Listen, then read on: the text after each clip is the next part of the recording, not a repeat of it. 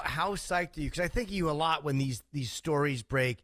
That all this UFO stuff, which you've been pretty involved in, and you got the big interviews with those pilots. You talked to those guys with the San Diego incident. Is that where it was on the Nimitz or something? Commander Fravor. Yeah, I actually talked to Jeremy Corbell and George Knapp yesterday, and it goes up today. It's probably out right now. And that's a pretty heavy podcast. George Knapp is a journalist who broke the Bob Lazar story in 1989. He's a legit investigative journalist for Las Vegas. He catches the mob and bad guys and scam artists and stuff. Like, he's a legit journalist and has been his whole career, and was real hesitant to take on that story because it seemed so bonkers. In 1989, Bob Lazar saying he's working on back engineering UFOs, and they work on this element that's only theoretical, and this element allows them to bend gravity and fucking shoot from point to point almost instantaneously. Everybody's like, you're crazy. But then as time has gone on and these videos have come out that have shown these crafts and shown them with the Tic Tac craft that was off of San Diego that was blocking their tracking devices, and then went from 60,000 feet to zero feet above sea level in less than a second.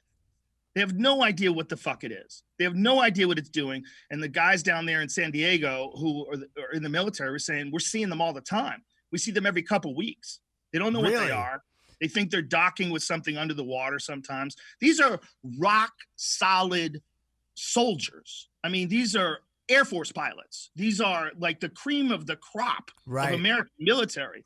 They're not bullshit artists. Like, if you meet Commander Fravor, there's nothing about that guy at all that's a bullshit artist. That guy is a rock solid military man.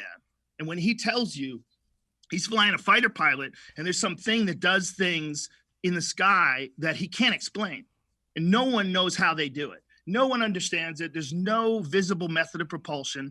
And this thing goes from 60,000 feet down to 1 in a second. And that's just how fast the radar registers it. So they don't even really know how fast it was moving. It might have been instant. Now, let me ask you, can they get this? Do they have any other video of that stuff that's not released? There's got to be something. They track. If they have that video, they have to have other stuff that either the military isn't releasing. Good question. The fact that they're releasing any of these videos is kind of crazy, because they're releasing these things, and you can hear the pilots, their voiceovers going, "Holy shit. What is that? What the fuck is that?"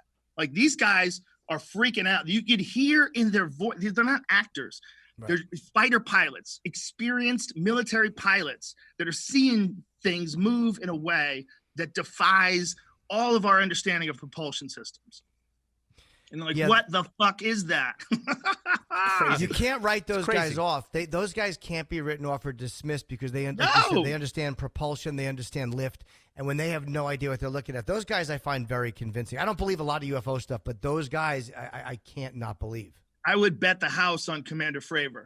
I bet the house on that guy. The guy who was on my podcast, I bet the house that what he is saying is 100% true. What he is saying, he saw. He's not making any of it up. Do you think they know? Because I know Snowden, you asked, and it was so interesting that he hadn't found any evidence, which could just mean that any evidence they have is kind of like on a circular a system that isn't accessible from the outside. But do you think there are things that they know that they're not saying, or do you think that we pretty much know what they know at this point? That's a good question, man. I wish I knew. I wish it made sense. It just doesn't make sense. It seems like, I bet the government knows almost as little as we do. That's what I bet. I bet I bet it's very compartmentalized, and I bet in some very high level meetings, this is discussed. And I bet if you're below a certain pay grade, you never hear it.